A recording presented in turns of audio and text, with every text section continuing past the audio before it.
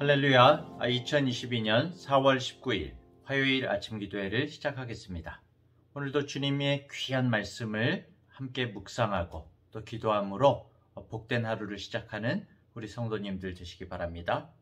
오늘 하나님의 말씀은 요한복음 21장 1절부터 14절까지의 말씀입니다.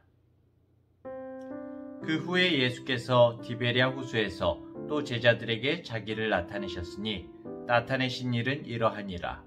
시몬 베드로와 디두모라 하는 도마와 갈릴리 가나 사람 나다나엘과 세베대의 아들들과 또 다른 제자 둘이 함께 있더니 시몬 베드로가 나는 물고기 잡으러 가노라 하니 그들이 우리도 함께 가겠다 하고 나가서 배에 올랐으나 그날 밤에 아무것도 잡지 못하였더니 날이 새어갈 때에 예수께서 바닷가에 서셨으나 제자들이 예수이신 줄 알지 못하는지라.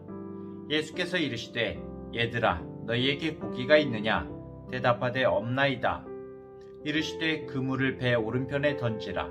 그리하면 잡으리라 하시니 이에 던졌더니 물고기가 많아 그물을 들 수 없더라. 예수께서 사랑하시는 그 제자가 베드로에게 이르되 주님이시라 하니 시몬 베드로가 벗고 있다가 주님이라 하는 말을 듣고 겉옷을 두른 후에 바다로 뛰어내리더라. 다른 제자들은 육지에서 거리가 불과 한 50칸쯤 되므로 작은 배를 타고 물고기 든 그물을 끌고 와서 육지에 올라보니 숯불이 있는데 그 위에 생선이 놓였고 떡도 있더라. 예수께서 이르시되 지금 잡은 생선을 좀 가져오라 하시니 시몬 베드로가 올라가서 그물을 육지에 끌어올리니 가득히 찬 큰 물고기가 153마리라. 이같이 많으나 그물이 찢어지지 아니하였더라.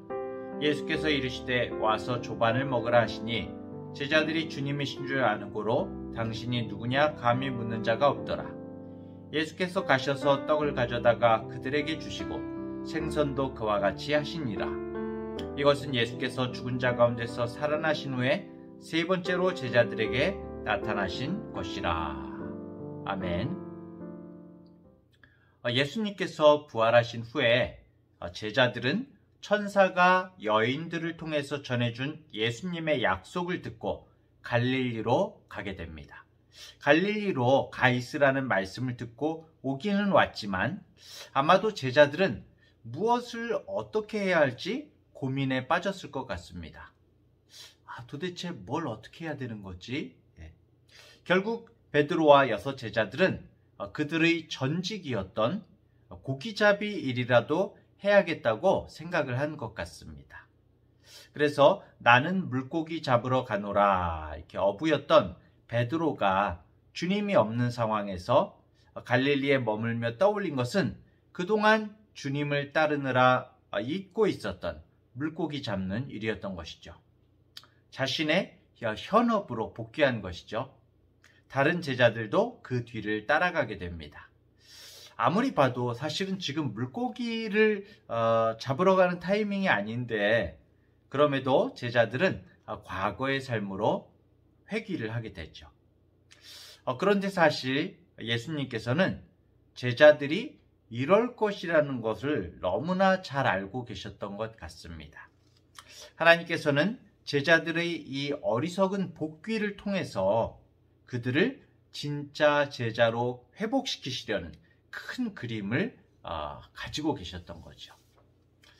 그들은 함께 배를 띄우고 밤이 새도록 그물을 내렸지만 물고기 한 마리도 건져내지 못했습니다. 한쪽 마음속에는 만선을 꿈꾸면서 설레기도 했을 것이고 그동안 자기 실력이 녹슬지 않았을 것이라면서 과시하는 마음으로 그물을 내렸을 것입니다. 그런데 그 결과는 그날 밤에 아무것도 잡지 못하였더니 라고 끝맺고 있는 것이죠. 결국 새벽녘이 되어서 지친 몸을 이끌고 황망한 마음으로 뱃머리를 돌리려고 하는데 멀리서 목소리가 들려옵니다. 얘들아 너희에게 고기가 있느냐? 제자들이 일제히 대답하죠. 없나이다. 그러니까 목소리가 다시 들려옵니다. 그물을 배 오른편에 던지라. 그리하면 잡으리라. 이 충고는 사실 어부인 그들이 따르기에는 신빙성이 있는 그런 정보가 아니었습니다. 하지만 그들은 왠지 이 말씀을 듣고 싶었습니다. 그리고 이 말씀에 순종하게 되죠. 어둑어둑하고 아직은 사물을 분간하기 힘든 이른 새벽 시간에 예수님은 제자들을 찾아오셨습니다. 아마도 배가 물가에서 100여 미터 떨어졌기 때문에 더 안 보였을 수도 있습니다. 이런 상황 가운데에도 제자들은 주님의 말씀에 순종하게 됩니다. 그랬더니 물고기가 많이 잡힌 거죠. 너무 많아서 그물을 들 수 없을 만큼 물고기가 잡히게 됩니다. 성도 여러분, 사실 이 모습을 어디서 많이 본 것 같지 않습니까? 오늘 이 사건은 예수님과 베드로와 야고보와 요한이 처음 만났던 그 모습과 너무나 흡사합니다. 제자들이 예수님을 처음 만난 그날도 밤이 새도록 그물을 내렸지만 잡은 것이 없었고, 깊은 곳에 그물을 내리라는 예수님의 명령에 제자들이 순종하였을 때 많은 물고기를 잡았었죠.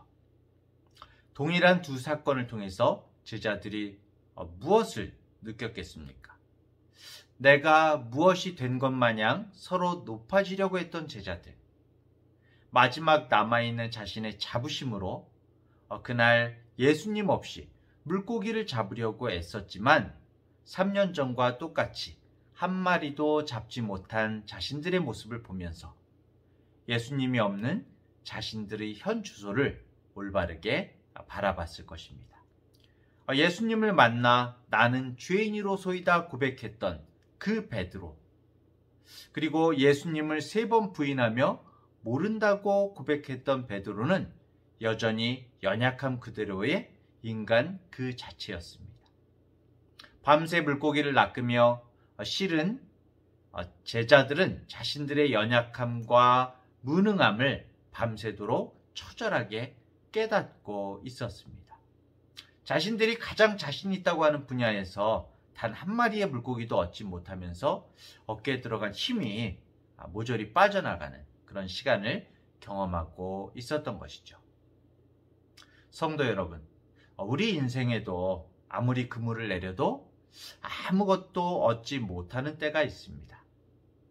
밤이 새도록 준비하고 몸부림쳤지만 빈 그물만 거두게 될 때가 있습니다. 그때 우리는 정말 나지막한 주님의 음성에 귀를 기울여야 합니다. 얘들아, 너희에게 고기가 있느냐? 그리고 이 모습 그대로 주님 앞에 나아가야 하는 것이죠. 없나이다. 그때 주님으로부터 소망의 말씀이 들려지게 되는 것입니다. 주님의 말씀을 듣고 물고기를 넘치도록 잡게 된 제자들은 그제야 예수님을 알아보게 되는 것이죠.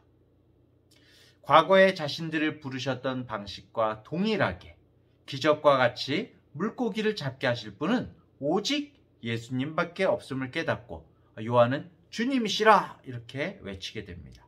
그리고 시몬 베드로는 물고기를 잡기 위해 벗었던 겉옷을 두르고 바다로 뛰어내려서 예수님을 향해 헤엄쳐 가게 됩니다.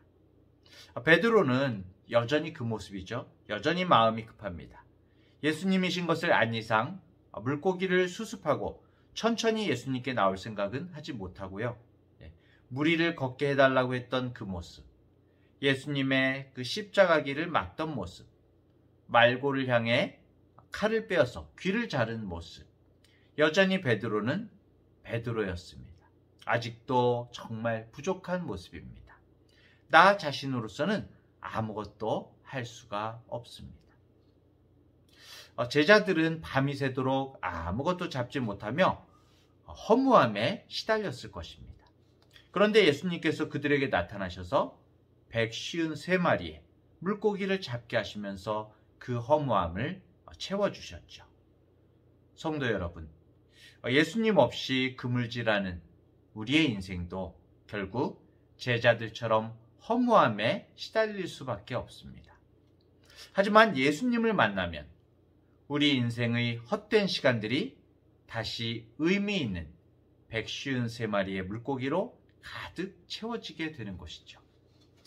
이 사건 이후 제자들의 삶을 통해서 하나님의 나라가 아름답게 세워진 것처럼 이제 우리도 영원한 하나님의 그 나라와 그 가치를 소유한 자들로서 의미 있는 삶을 시작할 수 있게 되는 것입니다.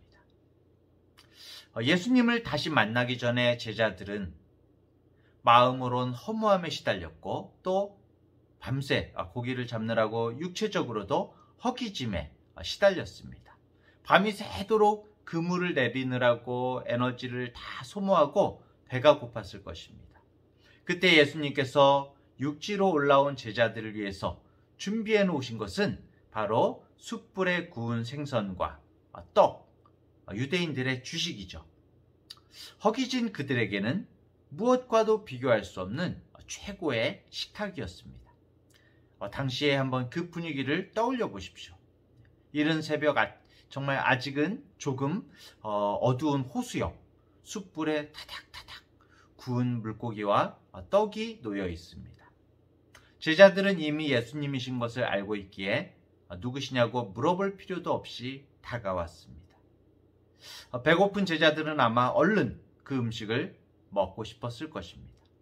예수님께서 그런 그들을 불쌍히 여기시면서 와서 조반을 먹으라 이렇게 말씀하십니다. 마치 집 나간 아들이 3일 만에 거짓골을 하고 집에 돌아왔는데 어머니가 조용히 아들이 좋아하는 음식을 한 상 차려주시고 아들에게 말합니다. 와서 밥 먹어라. 잔뜩 혼날 줄 알았던 아들은 밥을 먹는데 밥을 먹는 게 아니죠. 밥 한 그릇에 담긴 그 어머니의 사랑을 먹는 것이죠. 국 한 그릇, 반찬 하나하나 모두가 자식을 위하는 엄마의 마음으로 가득 채워져 있습니다. 허기졌던 마음, 두려웠던 마음이 어느새 따뜻한 위로와 사랑으로 가득 채워지게 됩니다. 이것이 그날 갈릴리 호수에서 벌어졌던 아침 식사의 모습이었던 것이죠. 사랑하는 대학교의 성도 여러분, 오늘 이 아침 다시 한번 부활의 주님을 기억하시기 바랍니다. 오늘 본문의 핵심은 주님의 음성을 듣는 것이 얼마나 중요한가 하는 것입니다. 또한 예수님은 허무함과 허기에 시달리고 있는 제자들을 긍휼히 여기시며 사랑으로 식사를 준비하신 하나님이시라는 것입니다. 오늘 우리는 먼저 주님과의 교제, 그 예배의 식탁에 초대받아 그 사랑과 회복의 양식을 맛보아야 합니다. 부끄럽고 염치 없지만 그럼에도 다시금 그 사랑의 식탁에 나아가 우리를 위하여 준비하신 그 생선과 떡을 먹으며 주님과의 관계를 먼저 회복해야 하는 것입니다. 세상이 우리를 어떻게 보느냐가 중요한 것이 아니라 먼저 주님과의 관계를 회복하고 그 사랑을 공급받고 그 식탁에서 영적 교제를 회복하게 되면 열매는 주님께서 당연히 맺게 하실 것이기 때문입니다. 지금이 바로 주님께서 우리에게 주시는 회복의 때와 기회인 것입니다. 오늘 우리 개인의 삶도 마찬가지입니다. 멀리 주님을 떠난 사람, 코로나 기간 정말 주님과의 관계가 멀어진 채 세상의 성공만을 위해서 밤새 빈 그물질하고 정말 주님을 떠나 있는 모두를 위해 주님은 오늘도 아침 식사를 준비하고 계십니다. 그리고 우리에게 말씀하십니다. 와서 조반을 먹으라. 오늘 그 귀한 초대에 마음을 열고 나와 주님과의 관계를 회복하고 다시금 예수님을 내 인생의 수단이 아니라 목적으로 삼는 그 은혜를 누리시기를 간절히 축복합니다. 기도하겠습니다. 하나님 아버지, 하나님을 섬긴다고 하면서도 하나님의 뜻을 구하지 않고 내 생각과 내 힘으로 실행했던 것들을 되새겨보고 주님 앞에 회개합니다. 참으로 부끄럽고 연약한 우리의 모습을 주님 앞에 고백합니다. 물고기를 잡느라고 정작 가까이 오신 주님은 몰라봤던 제자들의 모습처럼 우리 또한 예수님을 수단 삼아서 나의 꿈을 이루고자 했던 그러한 욕심의 노예였음을 고백합니다. 그러나 그런 우리들을 물리치지 않으시고 오히려 사랑의 식사를 지어 먹이시며 품어주시는 주님. 그 사랑이 우리 사역과 회복의 출발점이 되어지게 하여 주시옵소서. 다시금 겸손히 주님 음성에 귀를 기울이며 삶의 자리에서 배 오른편에 그물을 내려 풍성한 열매를 맛보는 우리 모두가 되게 하여 주시옵소서. 이 땅 가운데 치유와 회복의 은총을 허락하여 주시옵소서. 감사드리며 예수님의 이름으로 기도합니다. 아멘.